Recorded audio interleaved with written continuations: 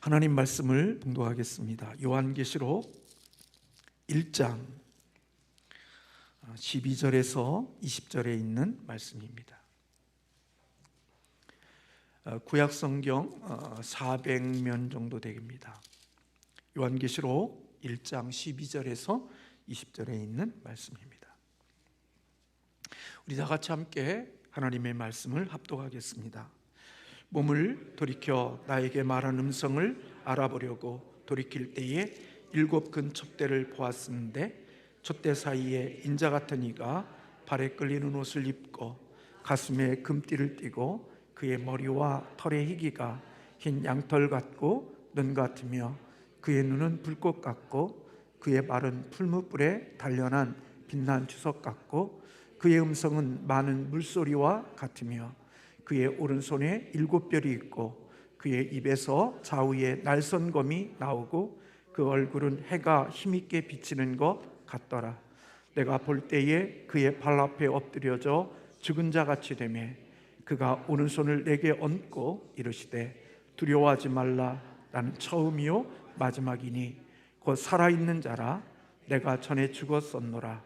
볼지어다 이제 세세토록 살아있어 사망과 음부의 열쇠를 가졌노니 그러므로 내가 본 것과 지금 있는 일과 장차 될 일을 기록하라.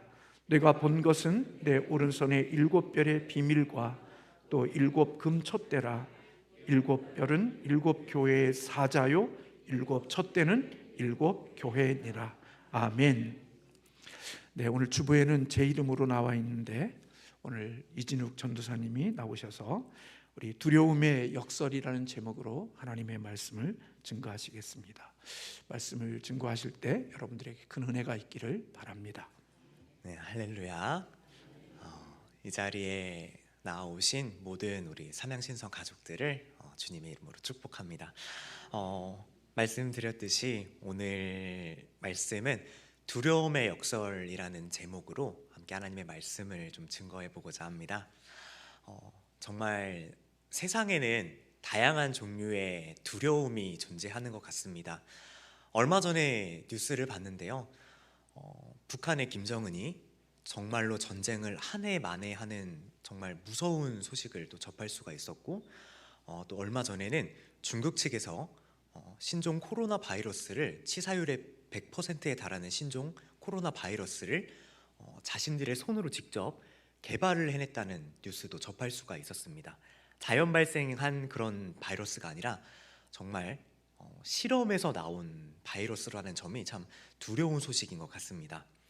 그리고 또 제가 지금 이 자리에 나와 있는 이 강대상이 굉장히 높은데요, 긴장된다면 긴장도 되고 두렵다면 또 두려운 자리도 맞는 것 같습니다. 우리 성도 여러분들께서는 어떠신가요? 본인의 삶에 있어서 가장 두려워하는 것들이 혹시 있으신가요? 저 같은 경우는 이제 불투명한 미래에 대한 좀 긴장감과 두려움이 지금 있습니다. 과거에는 신체적인 고통이나 또한 부모님께 혼나는 상황, 아니면 또 친구에게, 지인에게 오해를 받는 상황 등등 별로 시덥지 않은 영역에 있어서 두려움을 느꼈다면 지금에 있어서는 이러한 현실적인 부분에 있어서 좀 더 두려움을 느끼는 게 큰 것 같습니다. 저와 다르게 어떤 분들은 또 뭐 곤충을 무서워하신다든지 육체에 아픈 것들을 두려워하신다든지 정말 물어봤을 때 정말 다양한 두려움들이 존재할 거라고 생각이 듭니다. 이처럼 사람마다 모두 차이점은 존재하겠지만 우리들이 느끼는 두려움에는 한 가지 공통점이 있습니다. 바로 우리가 스스로 통제하거나 컨트롤하지 못하는 상황에 대해서 인간은 두려워하고 무서워한다는 것이지요. 사람은 누구나 그렇습니다. 학생들의 경우에는 당장에 내일 있을 시험에서 어떤 문제가 나올지 모르기 때문에 스트레스를 받기도 하고, 직장인들의 경우에는 당장에 내일 만날 상사들 또한 어떠한 사건 사고가 터질지 모른다는 긴장감에 스트레스를 받기도 합니다. 또 우리 어머님 아버님들은 육아를 처음 하던 시기를 혹시 기억하십니까? 육아를 처음 이렇게 앞둔 상황에서 아이에 대한 기대감도 크셨겠지만 처음 한 생명을 키워낸다라는 그 사실에 정말 많은 긴장과 두려움도 있으셨을 거라 생각이 듭니다. 그래서 알 수 없는 이런 미래의 상황들을 대비하기 위해서 우리 인간은 미래를 준비하고 또 상황들을 상정해 나가면서 삶을 살아가고 있죠. 창세기에 기록된 그 유명한 바벨탑의 이야기도 이와 동일한 맥락이라고 생각이 듭니다. 노아의 홍수 이후 하나님께서 직접 무지개를 노아에게 선물로 주시며 이것이 너와 나 사이에 다시는 홍수로 심판을 내리지 않겠다라고 하나님께서 보여주신 약속의 증거였지만 이후의 후손들은 그 말씀을 믿지 못하고 시날 평지에 가서 돌을 대신하여 벽돌과 역청으로 건물을 높게 쌓아 올렸죠. 이것은 분명히 하나님께서 홍수로 심판하지 않겠다 말씀하셨지만 언제 또 자신들을 홍수로 치실지 모른다는 두려운 마음에 이렇게 벽돌과 역청으로 그들은 건축을 했습니다. 사람이라면 누구나 가지고 있는 이러한 두려움, 문제는 예수 그리스도를 구주라 믿는 우리들 역시 이러한 두려움으로부터 자유로울 수 없다는 것이 비극이라면 비극일 것 같습니다. 오히려 그리스도인이기 때문에 느끼는 다양한 영역의 어려운 마음들이 우리 삶에 더욱더 많이 존재하는 것 같습니다. 예수님을 믿지 않는 사람들은 평생 살면서 겪지 않을 일들 말이죠. 제 이야기를 잠시 간단하게 드리고자 합니다. 저는 대학교의 학부를 다니면서 2014년에 제가 재학 중이던 학과가 10주년을 맞이하여 크게 정말 큰 무대에서 연극을 올릴 일이 생겼습니다. 그때 모든 학생들이 학년에 상관없이 배우 오디션을 받고 또 교수님께서 연출을 담당하신 교수님께서 학년과 나이, 힘에 관계없이 모두 실력으로 배역을 캐스팅할 거다 그렇게 엄포를 놓으셨던 상황이기 때문에 정말 누구나 할 것 없이 1학년부터 졸업반까지 모두 그 연극에 열심으로 오디션을 준비했던 일이 있었습니다. 하지만 그때 저는 집을 멀리 떠나와서 공동체를 멀리 떠나가서 자취를 하며 학교를 다니던 시기였기 때문에 부득이하게 주일 성수의 문제와 부딪힐 수밖에 없는 상황이었습니다. 저는 당연히 주일 성수를 위해서 주말의 모든 연습을 빠지고 주일에 예배의 자리에 참석을 하게 되었죠. 제 마음에는 한 가지 불편한 마음이 있었습니다. 남들 다 열심히 저렇게 배역을 위해서 달려가는데 나는 지금 이 자리에서 예배를 드리고 있구나. 그 당시에는 아주 약간의 후회도 남았던 것 같습니다. 그 결과로 당연하게도 연습 부족이었던 저는 캐스팅되지 못했었죠. 저와 같은 상황은 아니지만 저와 비슷한 상황에 놓이셨던 분들이 분명히 이 자리에도 많이 있으리라고 생각이 듭니다. 제가 오늘 말씀에 들어가기 앞서서 계속 이렇게 두려움, 후회라는 키워드를 계속 말씀드리는 이유가 있는데요. 오늘 본문의 말씀에는 두려움이라는 단어나 개념이 직접적으로 등장하고 있지는 않지만 본문에 등장하는 사도 요한의 태도를 이 두려움이라는 단어로 풀어냈을 때 오늘을 살아가는 우리 그리스도인들이 더 이상 고난과 두려움으로부터 이 세상을 살아가지 않을 수 있도록 깊은 위로를 얻을 수 있겠다라고 생각이 들었기 때문입니다. 오늘 우리가 살펴볼 말씀의 큰 시선은 두 가지입니다. 두 가지 두려움인데요. 이 두려움이 어떤 두려움인지 명확하게 이해하게 될 때 우리의 삶은 이전과 다르게 괴로움이나 고난에 잡아먹히지 않는 자유로운 삶을 누릴 수 있게 되리라 기대하는 바입니다. 우선 본문 12절부터 17절까지의 말씀을 함께 다시 좀 합독을 해보도록 하겠습니다. 본문 12절부터 함께 읽도록 하겠습니다. 시작. 몸을 돌이켜 나에게 말한 음성을 알아보려고 돌이킬 때에 7 금촛대를 보았는데 촛대 사이에 인자 같은 이가 발에 끌리는 옷을 입고 가슴에 금띠를 띠고 그의 머리와 털의 희기가 흰 양털 같고 눈 같으며 그의 눈은 불꽃 같고 그의 발은 풀무불에 단련한 빛난 주석 같고 그의 음성은 많은 물소리와 같으며 그의 오른손에 7별이 있고 그의 입에서 좌우에 날선 검이 나오고 그 얼굴은 해가 힘있게 비치는 것 같더라. 내가 볼 때에 그의 발 앞에 엎드려져 죽은 자 같이 되매. 여기까지 읽도록 하겠습니다. 네. 본문에는 사도 요한과 인자와 같으니 이 두 등장인물이 등장하고 있는 것을 확인할 수가 있습니다. 먼저 우리가 주목해야 할 것은 인자와 같으니 앞에서 사도 요한이 어떤 반응을 보이고 있는지에 대해서입니다. 이를 위해서 먼저 사도 요한이 처해 있던 당시 1세기에 초대 교회가 처해 있던 상황을 잠시 짚어보고자 하는데요. 여러분들, 오래 사는 것은 분명히 성경이 말을 하는 복 중의 하나이기도 합니다. 하지만 제가 단언코 말씀드리건대 본문에 등장하는 사도 요한에게만큼은 이 장수가 마냥 복으로만 다가오지는 않았을 것 같습니다. 계시록을 집필하던 당시의 요한은 90세 중후반까지 생존을 하면서 예수님을 직접 경험한 사도로서 교회 공동체 안에서 믿음의 지도자로 정말 열심히 사역을 한 그런 열심히 있는 사도였습니다. 구체적인 기록이 존재하지는 않지만 당시 요한의 나이가 90대 중후반을 넘어갔던 것을 확인해 봤을 때 이 당시 예수님을 직접 경험한 인물은 당시의 세계 안에서 요한을 비롯해서 정말 몇 사람 안 남았을 가능성이 높다는 이야기죠. 예수님께서 복음 전도를 명하시고 하늘로 올라가신 뒤에 사도 요한을 비롯한 예수님의 12제자 그리고 또 수많은 예수님을 따랐던 다른 제자들도 이렇게 성령의 인도하심을 받아서 정말 뜨겁게 예수님을 전도하는 삶을 살아냈습니다.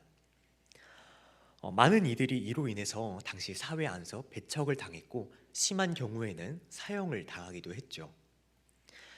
이러한 예수님의 제자들을 성령께서는 사용하셨고 성령의 도우심으로 많은 이들이 예수님께 돌아오게 되는 은혜도 맛보게 되었습니다.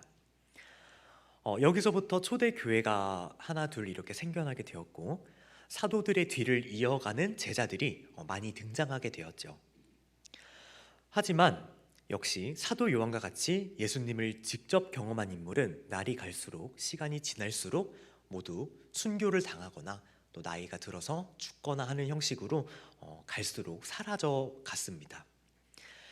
이러한 상황에서 초대교회의 대들보 역할은 아마 사도 요한 혼자서 감당하고 있었을 가능성이 매우 높다라는 이야기입니다. 동시에 당시의 시대는 로마가 지중해 전역을 비롯한 아프리카, 서아시아, 또 중동의 여러 지역들을 통치하던 시기였죠.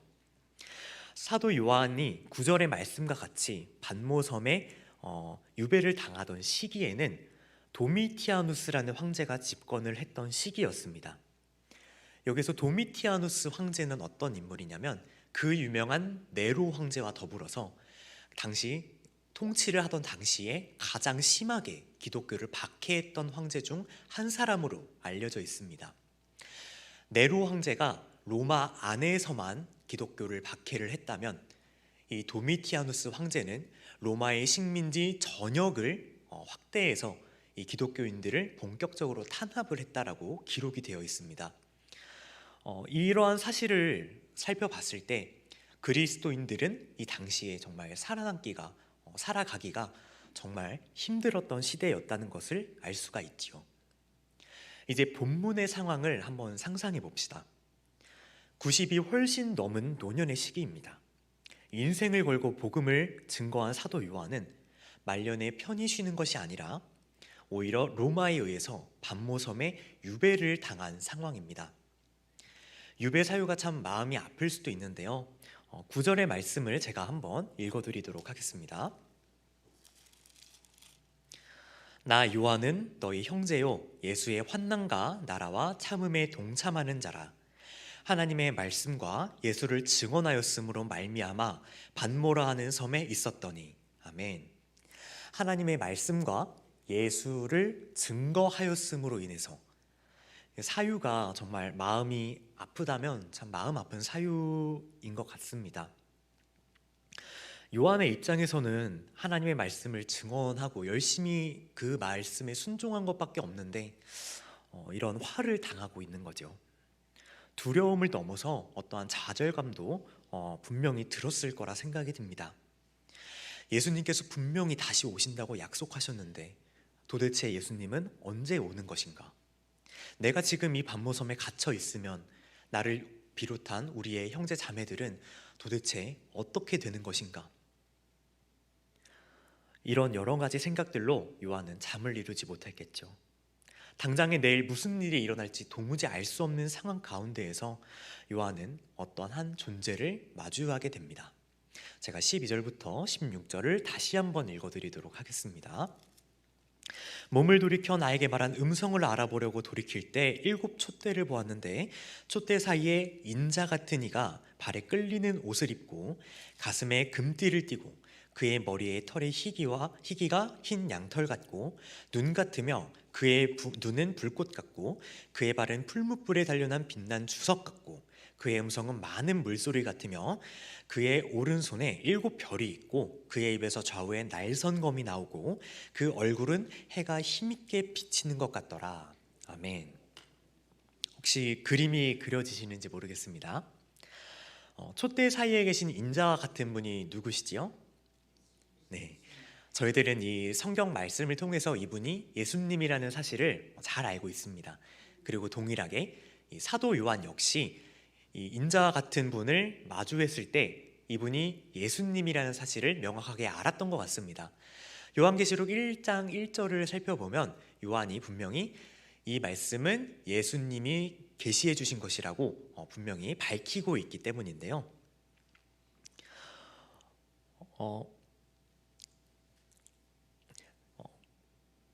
즉 12절부터 16절의 이 장면은 요한이 그토록 기다려온 예수 그리스도를 마주한 상황인 겁니다. 그것도 정말 이 영광스러운 모습을 마주한 상황인 것이지요.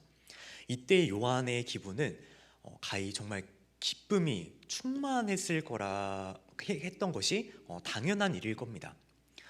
여러분, 정말 기다렸던 사람을 맞이했을 때 사람은 감격하는 법이죠. 저는 아직도 제가 군대에서 이 훈련소에서 겪었던 그 불침번을 섰던 기억이 아직도 새록새록 납니다. 일정 주기마다 2시간을 주기로 불침번을 2명이서 돌아가면서 서게 되는데요.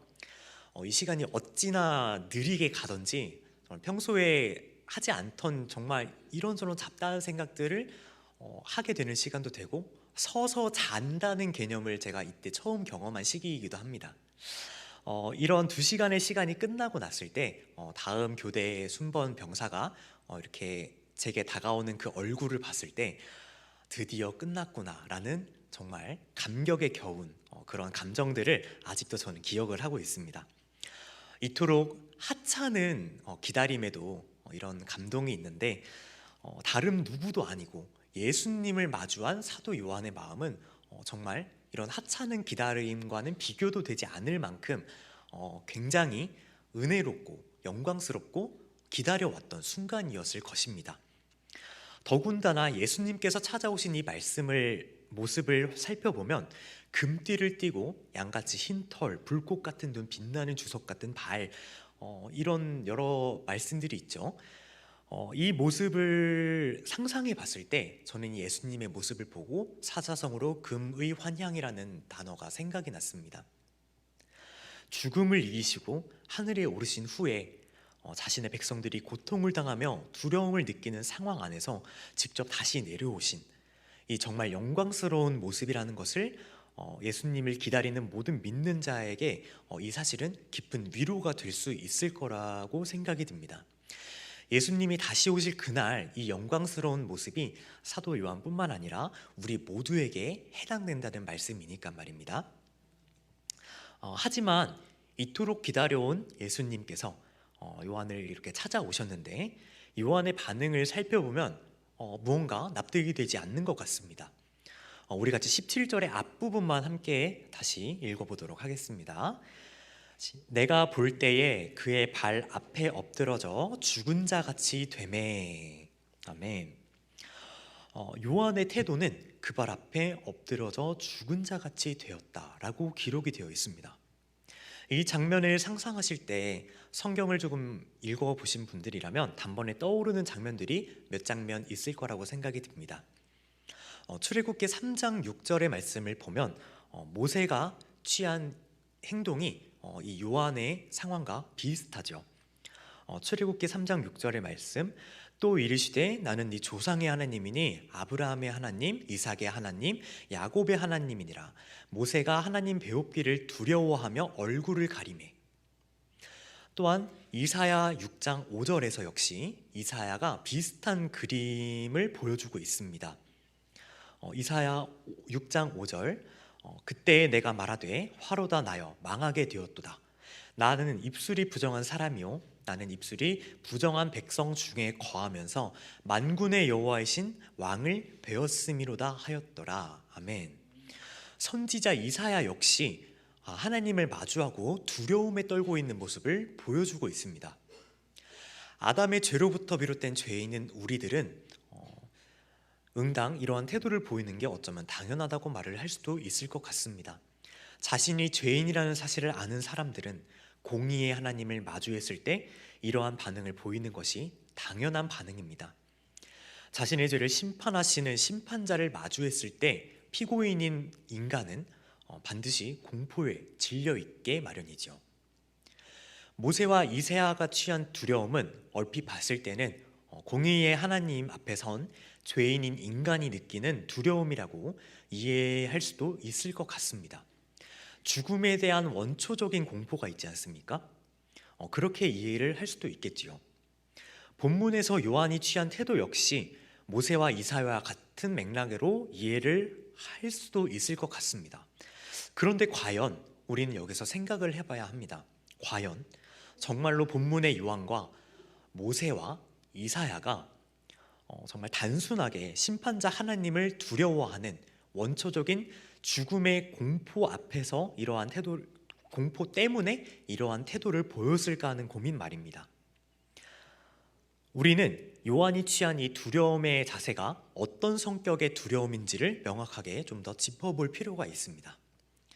앞서서 사람은 자신이 컨트롤하지 못하는 이런 영역에 대해서 두려움을 느낀다고 말씀을 드렸는데요. 이 말에 따르면은 모세와 이사야, 요한이 하나님 앞에서 두려움을 느끼는 이유가 하나님을 모르기 때문으로부터 오는 미지의 두려움이라는 결론에 이르게 되는데, 이것은 저희들이 절대 납득을 할 수가 없습니다. 모세가 어떤 사람입니까? 모세는 자그마치 430년의 출애굽을 끝낸 장본인이자 하나님 아버지와 정말 가장 가깝게 소통을 하면서 정말 당대의 가장 온유한 사람이라고 하나님으로부터 인정을 받은 하나님의 일꾼이 모세 아닙니까? 이 반면에 또 이사야는 어떻습니까? 당대의 남유다에서 활동을 하면서 바벨론과 아시리아라는 두 거대한 세력 안에서 유다를 위해서 하나님의 말씀을 전하며 동료로부터 배척당하고 정말 외롭게 사역을 한 하나님의 일꾼 중에 일꾼이라고 말을 할 수가 있겠죠. 사도 요한은 말할 것도 없습니다. 예수님을 직접 눈으로 마주했고 예수님과 인격적으로 동행한 사람이니 말이죠.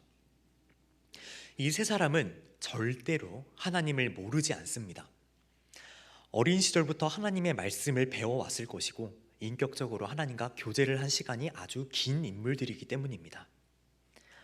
때문에 이들이 하나님 앞에서 느낀 두려움의 태도는 절대 미신적이거나 심판을 받아야 할 존재가 느끼는 원초적인 죽음의 공포로부터 비롯된 두려움이 아니라는 이야기가 됩니다. 그렇기 때문에 우리는 한번 이렇게 생각해 보면 좋겠습니다. 오히려 이 세 사람은 하나님이 어떤 분이신지 너무나 잘 알기 때문에 이런 태도를 보일 수밖에 없었다고 말입니다. 저는 이 12절부터 17절의 전반부의 말씀을 읽으며 한 가지 제 자신도 반성을 하게 된 점이 있고 깨달은 바가 있습니다. 바로 우리가 살아가면서 두려움을 느끼는 그 두려움의 대상이 잘못되어도 한참 잘못되었다라는 사실을 말입니다. 여러분은 지금 당장에 떠오르는 두려움의 대상이 혹시 무엇이 있습니까? 말씀을 시작하며 말씀드렸듯이 저는 불투명한 미래에 대한 두려움을 가지고 있습니다. 또한 우리 모두에게 두려움의 대상이 천차만별로 다양하게 존재를 하고 있겠지요. 하지만 오늘 본문의 요한의 태도를 보며 우리들은 두려움의 태도에 대해서 바로잡을 수 있는 것입니다. 우리들은 진정 두려워해야 할 분을 두려워해야 합니다. 하나님이 어떤 분이신지 잘 아는 인간이라면 응당 요한과 같이, 모세와 같이, 이사야와 같이 그분 앞에서 경외감으로부터 비롯된 두려움의 태도를 보일 수밖에 없는 것이지요. 그분은 죄를 반드시 심판하시는 공의로우신 하나님이시기 때문에, 그러나 동시에 그분은 자신의 백성들을 위해서 그리스도를 이 땅에 보내시어 단번에 인간의 모든 죄를 사하신 분이시기 때문에, 그분의 사랑으로 우리의 모든 죄를 덮으신 분이시기 때문에 우리들의 두려움의 대상은 두려움을 넘어서 경외감으로 가득한 경건한 두려움이 되어야 하며, 그 두려움의 대상은 그 어느 누구도 아닌 바로 하나님 아버지를 향해야 한다는 사실을 절대로 잊지 말아야 할 것입니다. 이렇게 하나님을 경외하는 자, 하나님을 경외하자 본문에서 요한에게는 어떤 일이 일어났나요? 17절 후반부를 같이 살펴보면 좋겠습니다. 17절 후반부의 말씀입니다. 두려워하지 말라, 나는 처음이요 마지막이니. 아멘. 네, 그가 오른손을 내게 얹고 이르시되 두려워하지 말라, 나는 처음이요 마지막이니. 그리스도께 경외감을 가지고 죽은 듯이 엎드린 요한에게 돌아온 것은 예수 그리스도의 오른손과 깊은 위로였습니다.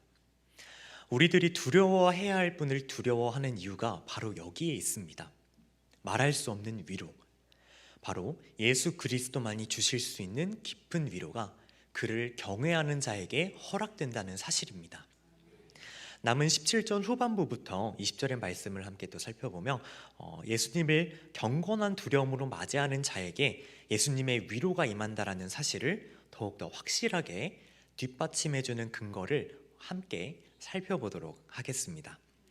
남은 말씀을 함께 합독하도록 하겠습니다. 17절부터 20절의 말씀입니다. 17절부터 20절. 내가 볼 때에 그의 발 앞에 엎드러져 죽은 자 같이 되매 그가 오른손을 내게 얹고 이르시되 두려워하지 말라, 나는 처음이요 마지막이니 곧 살아있는 자라. 내가 전에 죽었노라. 볼지어다 이제 세세토록 살아있어 사망과 음부의 열쇠를 가졌노니 그러므로 내가 본 것과 지금 있는 일과 장차 될 일을 기록하라. 네가 본 것은 내 오른손의 일곱 별의 비밀과 또 일곱 근촛대라. 일곱 별은 일곱 교회의 사자요 일곱 촛대는 일곱 교회니라. 아멘. 예수님께서는 경건한 두려움을 보이는 사도 요한에게 깊은 위로를 주시며 자신이 어떤 존재인지 다시 한번 알려주고 계십니다. 예수님은 어떤 분이십니까? 바로 처음이자 마지막 되시는 분이십니다. 이렇게 강대상에 있는 이 알파와 오메가 되신 분이 바로 예수 그리스도라는 말입니다. 요한복음 1장 2절의 말씀을 살펴보면 그가 태초에 하나님과 함께 계셨고, 예수님께서는 태초부터 하나님과 함께 계신 시작의 창조주이시고, 또한 이 세상의 종말의 열쇠를 주신, 이 세상의 종말을 손에 쥐고 계신 마지막 분이십니다. 우리가 경외하는 예수 그리스도는 정말 이렇게 큰 권능과 영광을 소유하신 분이라는 사실을 우리가 이 말씀을 통해서 다시 한번 명확하게 알 수 있는 것이지요. 더 나아가서 전에 죽었다가 다시 사신 자, 우리 예수님께서는 다른 누구도 아닌 저와 여러분, 우리들을 위해서 십자가를 지시고 그 십자가에 달리시고 죽으시고 다시 사신 하나님이신 분이십니다. 죄의 결과로 반드시 죽임을 당하여야 했던 우리들을 대신해서 죽으신 이 예수님, 이 단 한 번의 완전한 제사를 통해서 하나님께서는 더 이상 죄인인 우리들에게 너희의 죄를 묻지 않겠다, 우리를 의롭게 여기시겠다라고 성경을 통해서 우리에게 말씀하고 계시죠. 이것이 우리 장로교가 믿는 이신칭의의 교리입니다. 더 이상 죄인인 우리에게 죄값을 찾지 않게 되신 이 사건이 바로 처음이자 마지막이신 우리 예수 그리스도를 통해서 이루어졌다라는 사실입니다. 우리가 믿는 복음이 바로 이것이지요. 마지막으로 세세토록 살아있어서 사망과 음부의 열쇠를 가진 분이 바로 예수님이십니다. 사망과 음부의 열쇠, 이것은 분명히 세상에 끝나는 날에 일어나게 될 영역에 대한 일입니다. 예수 그리스도의 복음을 받아들이지 않은 자들이 당하게 될 죄의 대가, 그것은 사망과 음부로의 행선지가 시작되는 그 열쇠가 우리 예수 그리스도께서 손에 쥐고 계신다. 종말의 주권이 누구에게 있는지를 아주 잘 보여주는 본문의 말씀인 것입니다. 믿지 않는 자들을 심판하시고 그리스도를 구주로 받아들인 그분의 백성인 우리들을 최종적으로 믿지 않는 자들과 다르게 구별하시고 구원하시는 분이 바로 우리들의 예수 그리스도이십니다. 우리들은 예수님이 누구이신가? 창조주 하나님과 태초부터 함께 하셨으며 우리들의 죄를 위해서 대신 죽으심으로 그 죄의 대가를 단번에 해결하셨으며 종말의 날에 대한 모든 주권을 가지고 계신 분이 바로 지금 요한을 찾아오신 이 예수 그리스도라는 이야기입니다. 믿지 않는 자들에게 예수님은 마땅히 두려워해야 할 심판자가 맞습니다. 그분의 백성인 우리들은 이러한 예수님을 단순한 두려움으로 바라보는 것이 아니라 더욱더 나아가서 종말의 열쇠를 쥐고 계신 모든 주권자 되시는 우리들의 승리의 주님이 되신다는 사실을 기억하면서 그분을 두려워하지 않고, 정확하게는 경외감이 바탕이 된 경건한 두려움으로 그분 앞에 엎드려야 된다는 사실, 그것이 제가 오늘 이 말씀을 통해서 함께 나누고자 하는 메시지입니다. 우리들이 세상이 아닌 예수 그리스도, 즉 하나님 아버지를 경외하는 경건한 두려움을 가져야 하는 이유가 오늘 본문의 말씀을 통해서 함께 알 수가 있는 것이지요. 세례 요한에게 영광스러운 모습으로 찾아오셨듯 최종적인 심판의 날 또한 우리들을 구원하시는 그 구원의 끝날에 예수님께서는 요한에게 보이신 이 영광스러운 모습으로 우리를 찾아오실 것입니다. 그분이 바로 승리의 주님이시기 때문에 그분을 경외하면서 그분에게 경건한 두려움을 가지고 살아가게 된다면 우리들의 힘든 세상은 조금은 또 이렇게 나아질 것이 분명하고 또 살아가면서 대적들을 두려워하지 않는 시선을 갖출 수 있는 계기가 될 수 있을 거라 생각이 듭니다. 그분께서 최종적으로 이루실 완전한 구원을 바라면서 우리 또 한 주 한 주를 살아가는 우리들이 되었으면 좋겠습니다. 이제 말씀을 정리하고자 하는데요. 본문의 말씀에서 세례 요한이 예수님 앞에서 취한 두려움은 그분이 누구인지를 명확하게 아는 경외감을 바탕으로 나온 경건한 두려움이었습니다. 상황과 현실은 여전히 어둡고 우리들을 억압하고 두렵게 만들지만 진정으로 두려워해야 하는 분이 누구인지를 알고 그분을 경건하게 두려워함으로 엎드릴 때 우리들은 세상을 두려워하지 않을 수 있게 될 것입니다. 구원자 예수 그리스도, 승리자 예수 그리스도의 영광스러운 모습은 세상의 고난과 두려움으로부터 자유롭지 못했던 우리들의 삶을 180도 바꿔놓은 은혜의 결정체이기도 합니다. 이 사실을 믿으며 우리들은 예수님께서 이루어내신 그 승리를 기대함으로 살아가야 합니다. 세상의 마지막 종말의 때에 하나님의 날에 반드시 다시 오실 예수님을 바라면서 거룩한 종말을 기대하는 마음으로 한 주를 살아낼 때 세상이 주는 두려움이 아닌 예수님이 주는 위로로 능히 살아낼 수 있기를 간절히 소망하는 바입니다. 함께 기도하도록 하겠습니다.